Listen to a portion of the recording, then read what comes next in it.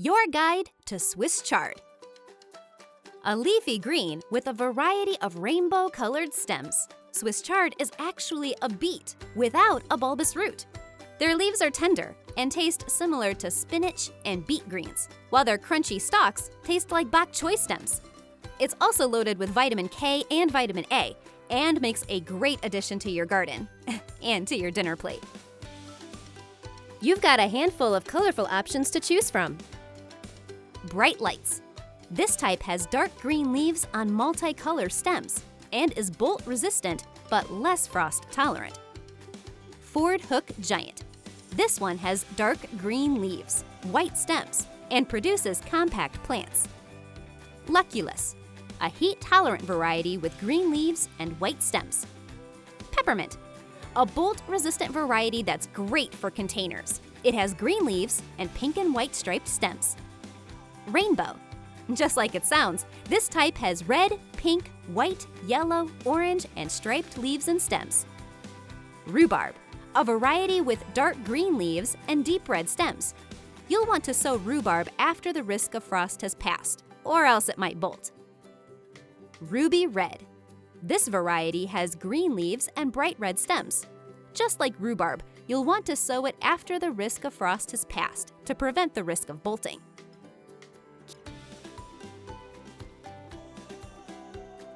Keep in mind that direct sowing is your best bet, since transplanting can sometimes disturb the roots. Swiss chard's ideal soil temperature is between 50 to 85 degrees Fahrenheit, 10 to 30 degrees Celsius, and they prefer a soil with a pH between 6.0 to 6.5.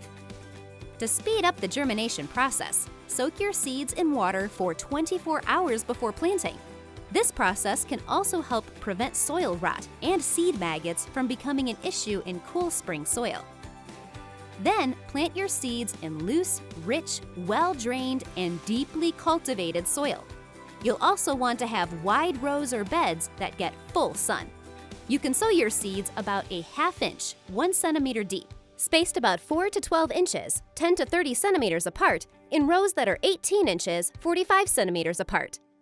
Your seeds should sprout in 7 to 14 days, and you'll want to use a floating row cover to then protect your seedlings from cold weather and insects. Once the weather has warmed, be sure to remove the row cover or replace it with a lightweight mesh one. That way, you don't expose your plants to too much heat. A lightweight cover will still continue to protect your plants from pesky flea beetles and leaf miners.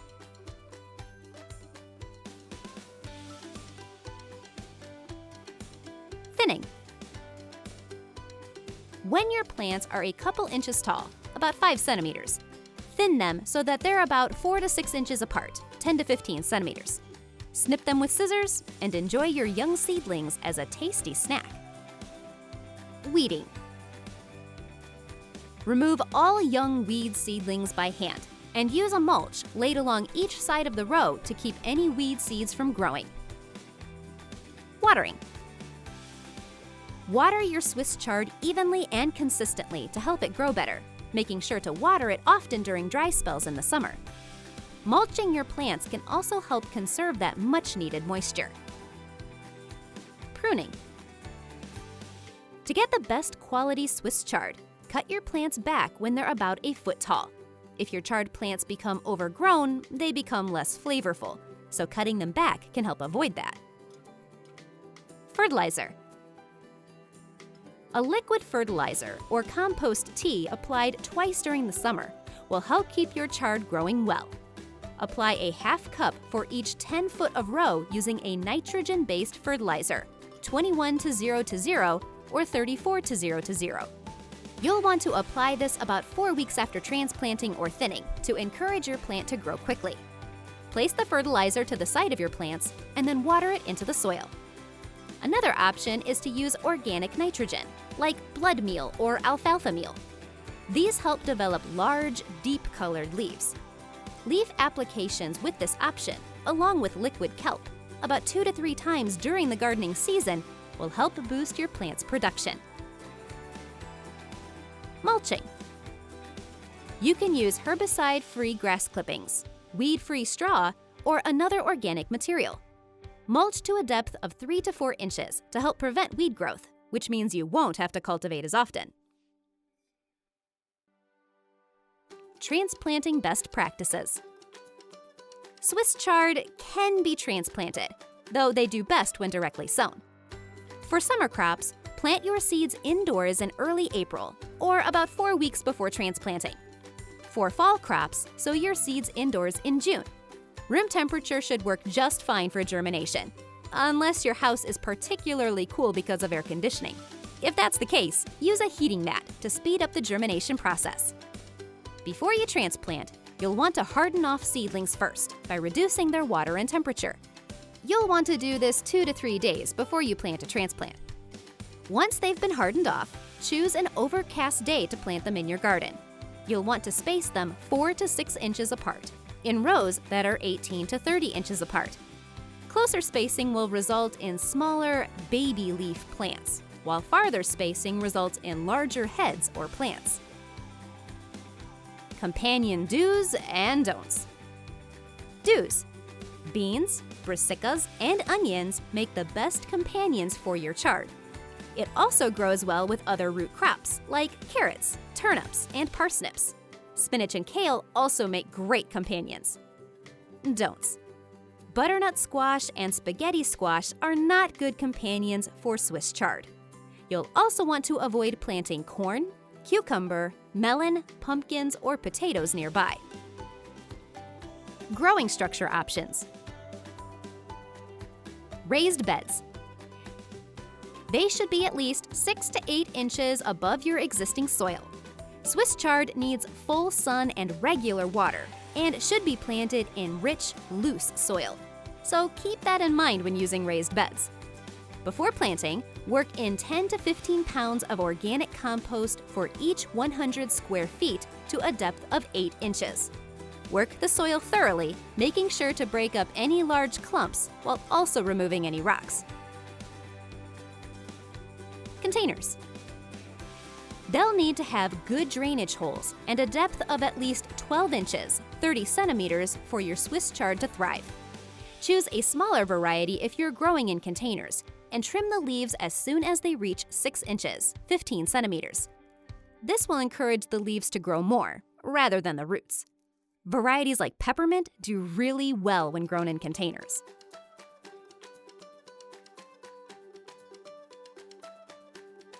Aphids. These tiny pests come in a variety of colors: green, black, red, light orange, or yellow, and mainly feed on the undersides of leaves and stems. What they're actually feeding on is the sap in plants, which ends up causing the plants damage. Aphids also leave behind a sticky substance called honeydew, and they are a pest that's known to spread diseases.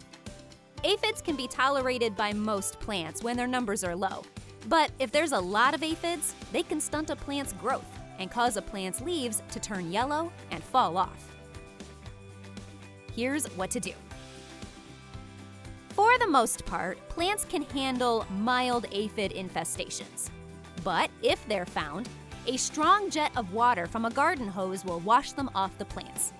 Spraying plants with water should be done early in the morning so that the plants can dry off during the day. Sticky traps, neem oil, insecticidal soaps, and horticultural oils are also effective against aphids. Just be sure to follow the application instructions on the packaging. Oftentimes, you can also get rid of aphids by wiping or spraying the leaves with a mild solution of water and a few drops of dish soap. One variation includes adding a pinch of cayenne pepper. Soapy water should be reapplied every 2 to 3 days for about 2 weeks. As well, you can try to attract beneficial insects like lady beetles, hoverflies, and lacewings, all of which are important aphid predators. Make sure to check all transplants for aphids before planting. And keep in mind that aphids aren't very mobile, so it's not uncommon to find one heavily affected plant surrounded by plants that are fine. If this is the case, simply remove and destroy the infected plant. Flea beetles. Small beetles that are either black, a blue color, bronze, gray, or sometimes striped. Flea beetles jump when they're disturbed, and they also shimmer in the light. Flea beetles feed on leaves and seedlings, and the damage from their feeding habits can stunt a plant's growth, reduce yields, spread diseases, or kill seedlings off entirely. Young plants are especially vulnerable, while older plants can survive an infestation much better. Here's what to do. Use a lightweight floating row cover at the beginning of the season to prevent flea beetles from becoming an issue. There's also a homemade spray that uses 2 cups of rubbing alcohol, 5 cups of water, and 1 tablespoon of liquid soap that can work to repel these bugs. Test out this mixture on a single leaf first. Let it sit overnight, then spray the rest of the plant if there aren't any side effects. Dusting plants with plain talcum powder can also help, as well as using white sticky traps to capture these pests as they jump. As well, weeds attract and shelter flea beetles, so it's important to keep weed growth under control. Insecticides might help for about a week, but they'll need to be reapplied, and adding a layer of mulch is yet another option.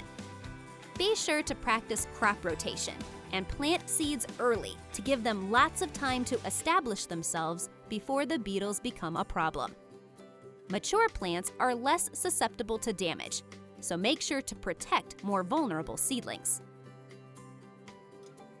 Leaf miners. Leaf miners are small dark flies with triangular yellow markings that start out as yellow maggots. They feed on the leaves of a plant, creating irregular, round-shaped mines/tunnels on the leaves. These mines/tunnels are long and narrow at first, but eventually will become an irregular-shaped, light-colored patch. This damage can stunt the growth of plants and cause the leaves of plants to turn yellow and drop.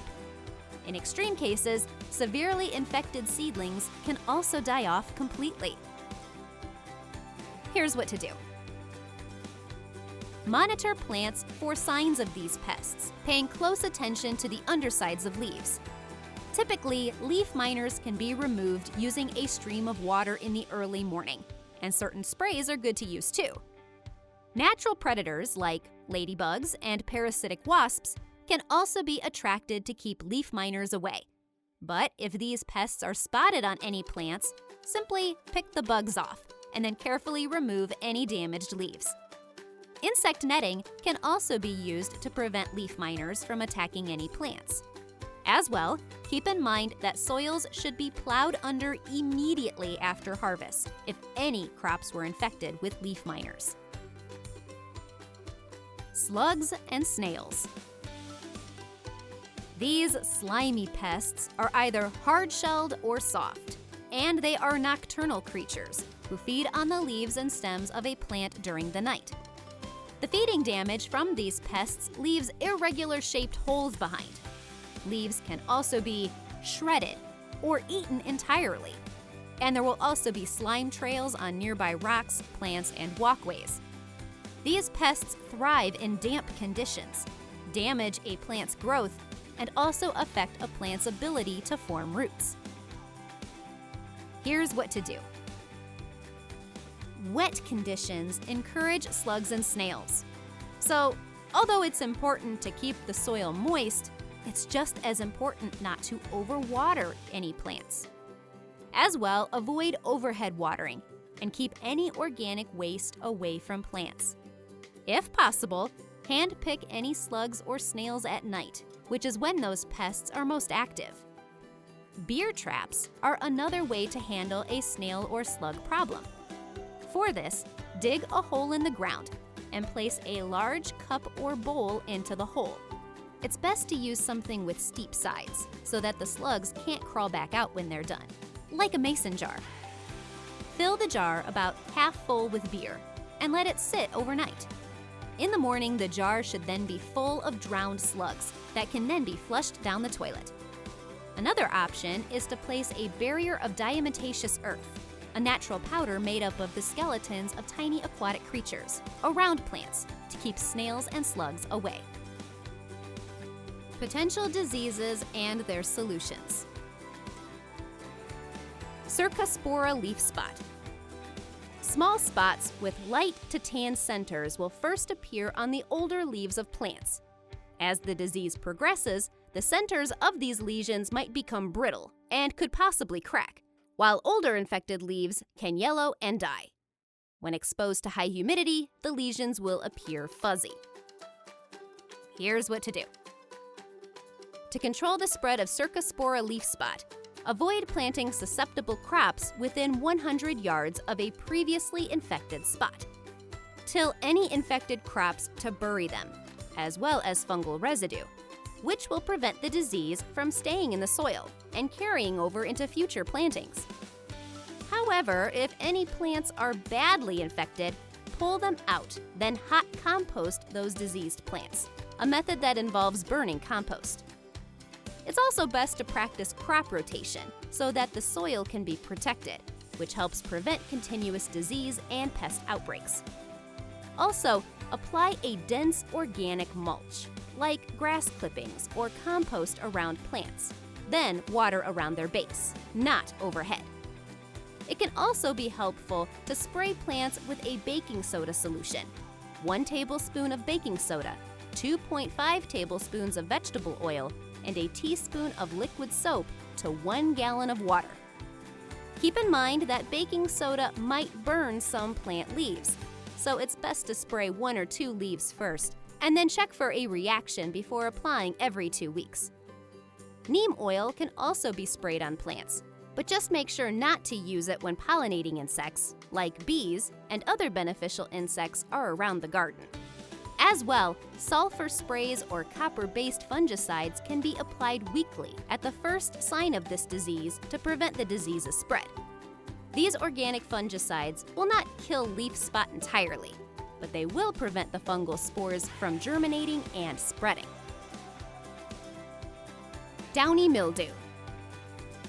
This fungal disease thrives in cool, humid climates. At first, downy mildew causes leaves to turn yellow, typically starting from the main vein, then spreading outward. Fungal spores that are grayish, purple, fuzzy spots will then grow on the undersides of leaves. Downy mildew typically affects young, tender leaves, and severe infections can also cause curled and distorted leaves. Sometimes those affected leaves can then become dehydrated and then drop from the plant entirely. When seedlings are affected, their growth is stunted, and downy mildew can also reduce crop yields while acting as an entry point for other diseases. When older plants are affected, in addition to the lesions they get, they will also seem more rigid and narrow as compared to healthy plants. Here's what to do. Plant resistant varieties when possible. Practice good crop rotation. Ensure good air circulation around plants, and water plants early in the morning. This last tip gives the plants enough time to dry out during the day, making those plants less vulnerable to infection. Downy mildew is usually spread when leaves are wet for too long, so it also helps to avoid overhead watering. As well, be sure to keep weeds from growing. Once plants have downy mildew, the best thing to try is to eliminate moisture and humidity around the infected plants. If possible, try to improve their air circulation through selective pruning. In general, downy mildew normally clears itself up in an outdoor garden once the weather warms up, since it doesn't do well in warm temperatures. Also, if there are any infected plants, be sure to remove all crop remains after harvest to avoid reinfection, since this fungus can survive in crop residue. Keep in mind too that downy mildew is much easier to control when a plant's leaves and fruit are kept protected by a copper spray. Copper treatments can begin 2 weeks before the disease normally appears, and when a long period of wet weather is in store. Copper treatments can also start when the disease first appears. Then those treatments can be repeated at 7 to 10 day intervals for as long as the treatments are needed.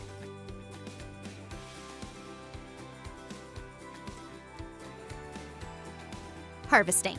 Harvest your Swiss chard once the plants are about 9 to 12 inches high, 23 to 30 centimeters. If you wait until they're much taller, they'll lose some of their flavor. To harvest, you'll want to cut the outer leaves first to allow the tender inner leaves to keep growing. Be careful not to damage the terminal bud, which is at the center of the growing rosetta foliage, near the bottom. Chard is best treated as a cut-and-come-again crop. This harvesting technique means you take only a few older leaves at a time from each plant, allowing the younger leaves to continue growing for future harvests later in the season.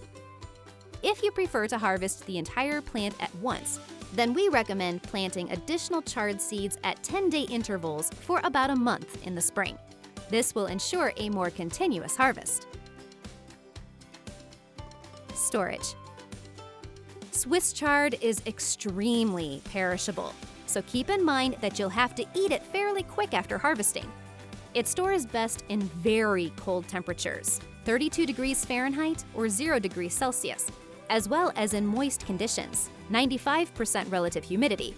Simply store your Swiss chard in a vented plastic bag and stick it in the fridge.